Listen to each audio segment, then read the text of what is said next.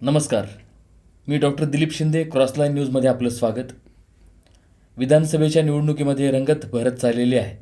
आज आपण चर्चा करणार आहोत नांदेड दक्षिण विधानसभा मतदारसंघावर आणि सविस्तर चर्चा करण्यासाठी माझ्यासोबत आहेत माझे पत्रकार मित्र नरेश दंडवते. नमस्कार. नरेश, आता खरं तर काही दिवस शिल्लक आहेत, म्हणजे एक साधारणतः 10 दिवसाचा प्रचार उरलेला आहे साधारणतः. नांदेड दक्षिणमध्ये जे चित्र आहे सध्या आपण बघतोय, खरं तर विचित्र आहे. एक तर त्या ठिकाणी बंडखोरी झालेली आहे. काही प्रमुख पक्षाचे प्रमुख काही दावेदार आहेत, त्या ठिकाणी प्रबळ उमेदवार आहेत. विद्यमान आमदार मोहनांना हंबर्डे, त्याच्यानंतर शिवसेनेकडून आनंदराव बोंढारकर, वंचितचे फारुख अहमद आणि बंडखोर उमेदवार दिलीप कंदकुर्ती, जे दरवेळेस बंडखोरी करतात, परंतु त्यांच्या नशिबाला पराभवच येत चाललेला आहे. त्याशिवाय संजय घोगरे आहेत अपक्ष उमेदवार आणि आणखी काही MIMची मोहीनसुद्धा या निवडणुकीच्या रिंगणामध्ये आहेत. तर एकंदर जर चित्र बघितलं तर फारुख अहमद हा चळवळीतला कार्यकर्ता आहे, त्यांच्यावर आपण बोलूयात. दुसरा राहिला मुद्दा आनंद बोंढारकर यांचा. हे नवखे आहेत, त्या मतदारसंघालाच नवखे आहेत. नाव जरी माहीत असलं तरी त्यांचं कार्यकर्तृत्व काय, हा मोठा प्रश्न आहे. खरं आहे. दुसरा भाग आहे विद्यमान आमदार मोहनांना हंबर्डे यांचा, की त्यांना आता आपण काय केलंय 5 वर्षामध्ये, त्याचा म्हणजे काय म्हणतो आपण त्याला, की मार्क मेमो लोकांच्या समोर ठेवावा लागेल. आणि दिलीप कंदकुर्तेंनी देखील प्रत्येक वेळेस बंडखोरी केलेली आहे. बंडखोरी केल्यानंतर आमदार व्हायचंय, पण केलंय काय हे देखील लोकांच्या समोर मांडावं लागणार आहे.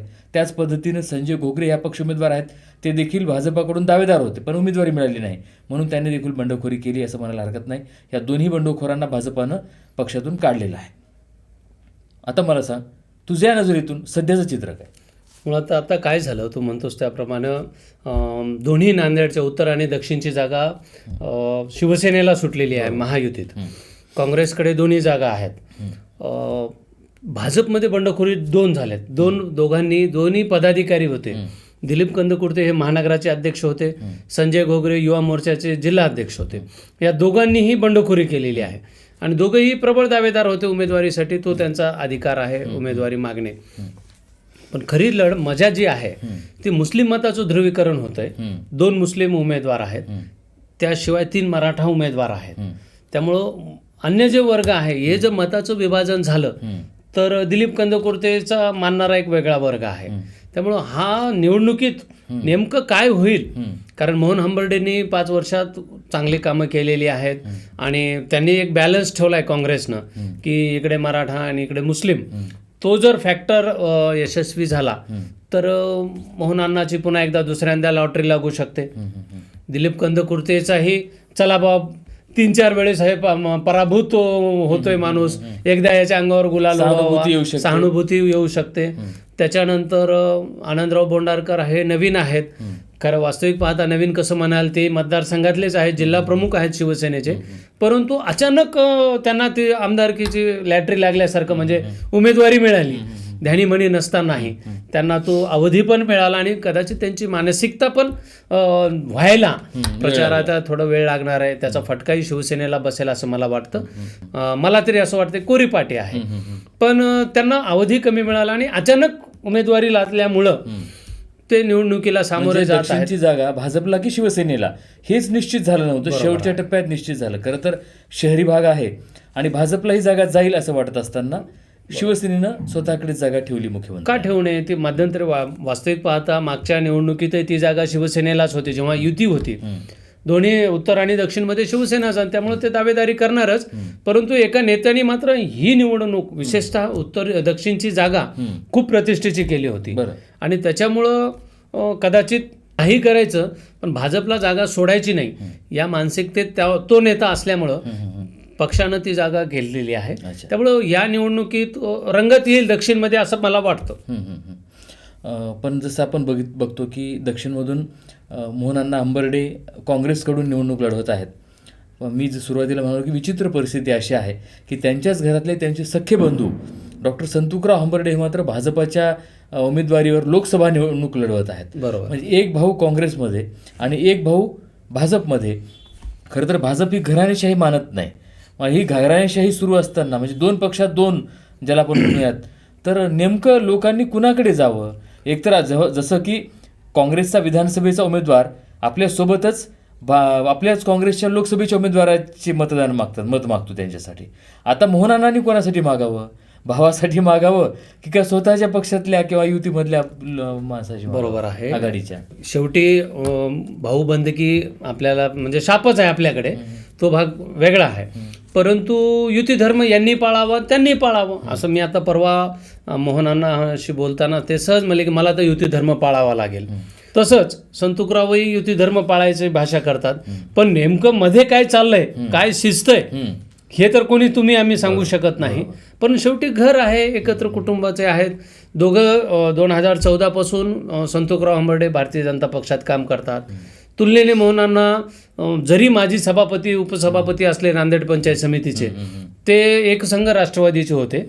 नंतर त्यांना अचानक काँग्रेसची उमेदवारी मिळाली अवघ्या 17 दिवसात आणि ते आमदार झाले. ते त्यांच्या पद्धतीनं काम करतात. मला वाटतं यांच्यामध्ये पारिवारिक वाद न येता ज्याचं पक्षाचे काम करतील. पण एक आहे दिलीप, या सगळ्या निवडणुकीचं जर आपण पाहिलं दक्षिणेत, चळवळीतला जो चेहरा होता फारुख अहमद, याचं मात्र काय नेमकं चाललंय? कारण मला असं म्हणायचं आहे की ओव्हरऑल महाराष्ट्रात किंवा नांदेडचा जर आपण विचार केला तर चळवळीतले नेतृत्व पुढे यायला पाहिजे. पण दुर्दैवाने होतं काय की चळवळीत आयुष्यभर काम करणाऱ्याला लोक निवडून का देत नाहीत, हा एक मला मोठा प्रश्न पडला. गमक असा आहे की चळवळीतल्या माणसांकडे पैसा नसतो आणि या सगळ्या निवडणुका ज्या आहेत ते पैशावर चाललेल्या आहेत. बरोबर. कुणाकडे किती पैसा याच्यावरून त्याचं मोजमाप सुरू आहे. सर्वसामान्य तळमळीच्या विकासाचं ध्येय असलेल्या दृष्टिकोन असलेल्या लोकांना लोकच स्वीकारत नाहीत. हे खरं तर आपल्या लोकशाहीचं दुर्दैव आहे. बरोबर. तू जसं फारुख अहमदचं म्हणालास, जर मोईन हे जर MIM कडून दक्षिणेमध्ये जर उतरले नसते तर कदाचित म्हणजे चित्र ज्याला आपण ठामपणे म्हणूयात ते वेगळं दिसलं असतं. 20 तारखेनंतर ते काय दिसेल तो हा भाग आहेच. पण एक कामगार नेता, सर्वसामान्यामध्ये मिसळणारा, चळवळीतला आणि त्याला एक चेहरा नाही, म्हणजे तू कोणता तरी चेहरा घेऊन वावरत नाही, समाजाचा चेहरा घेऊन वावरत नाही, कोणत्या एखाद्या घटकाचा चेहरा घेऊन वावरत नाही. तो सर्वसमावेशक चेहरा आहे. खरं तर त्यांना संधी आहे, बरीच संधी आहे. एकतर वंचितचे उमेदवार आहेत, दलित बहुजनांची मतं त्यांना मिळू शकतात. दुसरी गोष्ट मुस्लिमांची मतं त्यांना मिळू शकतात आणि हिंदू सवर्णामधले सुद्धा लोक त्यांना मानणारे आहेत. बरोबर. त्यांना जर हे गणित जुळवता आलं तर ते भारी ठरू शकतात असं वाटतं. तुला असं वाटतं हे गणित जुळून येईल? आता शेवटी काय माहिती आहे का की विचार करण्यावर अवलंबून आहे. नाही, मुळात तर काय झालं, अलीकडल्या काळात जर आपण जर विचार केला दिलीप, तर 40च्या आतल्या तरुणांची जी मानसिकता आता आहे ती आक्रमकतेकडे गेलेली आहे. इंटेलेक्च्युअल जे आहेत, बुद्धिजीवी जे म्हणतो आपण, त्या वर्गाला हे गृहीतच धरत नाहीत.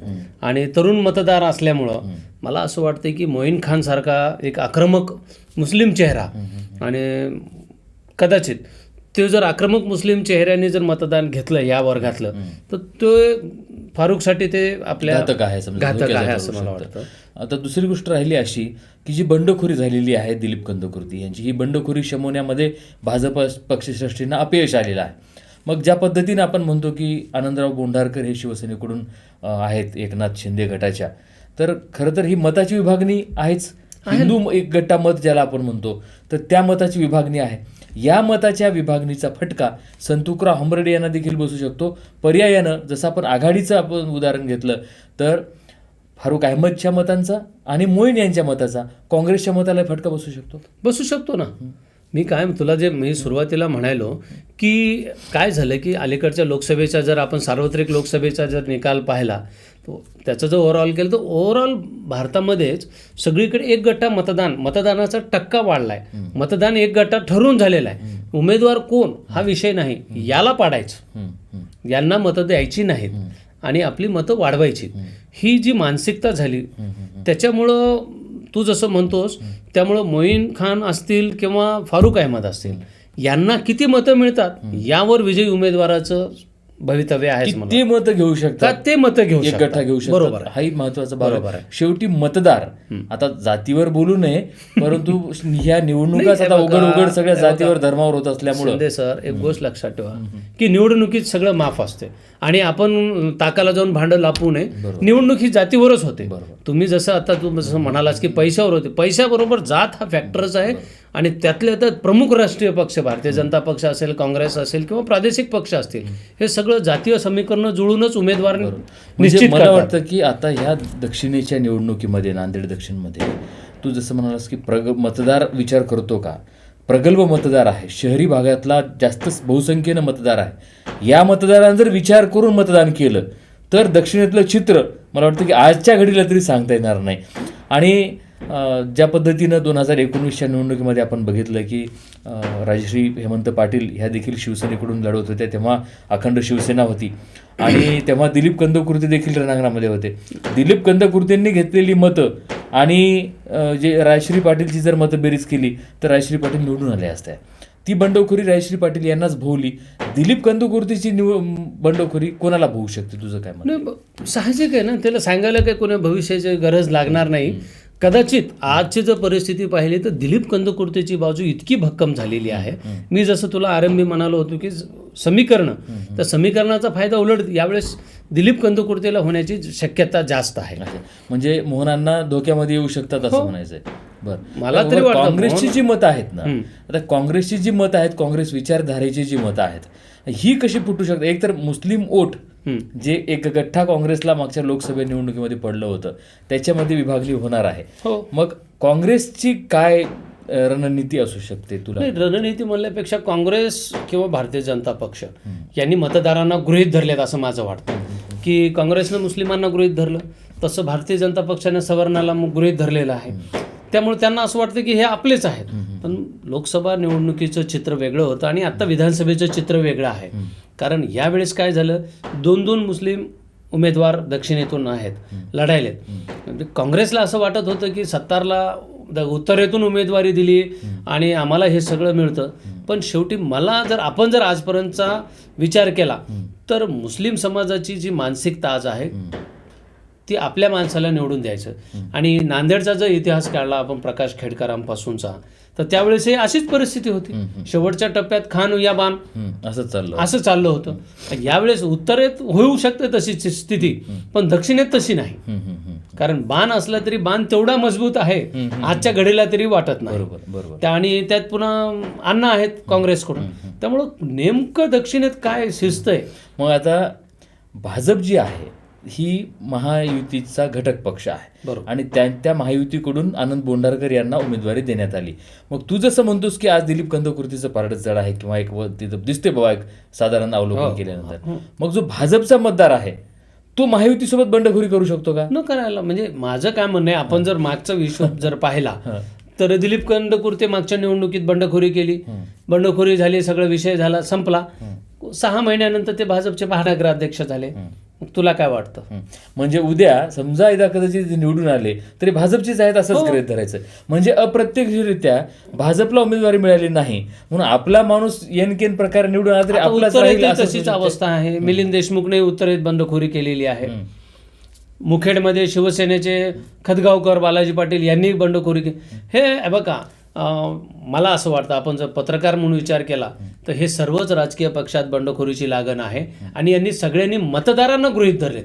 दुर्दैव असे लोकशाहीच्या एवढ्या मोठ्या उत्सवात लोकांना 5 वर्षातून एकदा संधी मिळते.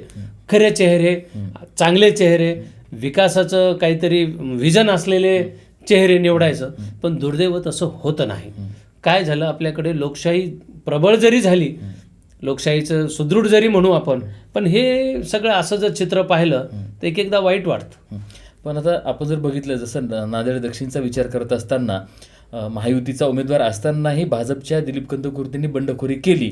सोबत संजय घोगरे पण आहे. पक्षाचं मोठं पद असताना महानगरसारखं त्यांनी बंडखोरी करावी आणि ते पक्षाला कळू नये किंवा पक्षानं त्यांना थांबवू नये, हे म्हणजे मला वाटतं की ह्या गोष्टी हास्यास्पद आहेत आणि म्हणजे लक्षात येण्यासारख्या गोष्टी आहेत. त्याच पद्धतीनं उत्तरमध्ये झालं महाविकास आघाडीच्या बाबतीमध्ये.